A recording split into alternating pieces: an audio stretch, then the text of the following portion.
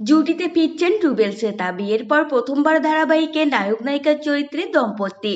যমুনা ঢাকির পর ফের জুটিতে ফিরছেন রুবেল শ্বেতা। ওই ধারাবাহিকের শুটিং সেটেই প্রেম হয় দুজনের, তারপর বিয়ে। বিয়ের পর আর একসঙ্গে পর্দায় দেখা যায়নি তাদের। তবে এবার জি বাংলায় ফিরছেন রুবেল দাস ও শ্বেতা ভট্টাচার্য। অর্গানিক স্টুডিওর ব্যানারে আসছে একটি নতুন প্রেমের গল্প, আর এই প্রেমের গল্পে নায়ক নায়িকা রুবেল শ্বেতা। ইতিমধ্যেই নাকি লুক সেটও হয়ে গিয়েছে তাদের, আর কিছুদিনের মধ্যেই হবে ধারাবাহিকের প্রোমো শুটিং।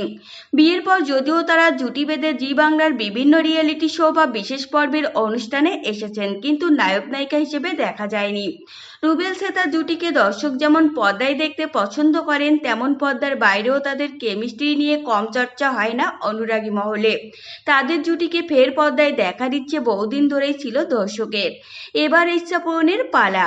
শ্বেতাকে দর্শক শেষ দেখেছেন জি বাংলার ধারাবাহিক কোন গোপনে মন ভেসেছেতে। ওই মেগায় শ্বেতা জুটি বেঁধেছিলেন অভিনেতা রণজয় বিষ্ণুর সঙ্গে।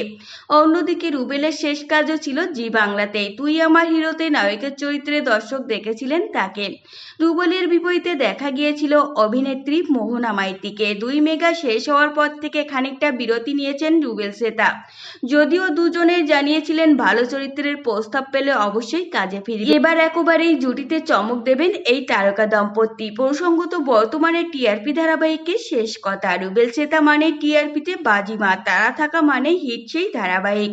এবার জোড়া ধামাকা দিতে প্রস্তুত তারা। তো ফ্রেন্ডস, এই ছিল আজকের ভিডিও। আপনাদের যদি এই তথ্যগুলো ভালো লেগে থাকে অবশ্যই ভিডিওটিকে লাইক করবেন আর চ্যানেলটিকে সাবস্ক্রাইব করে সঙ্গে থাকবেন।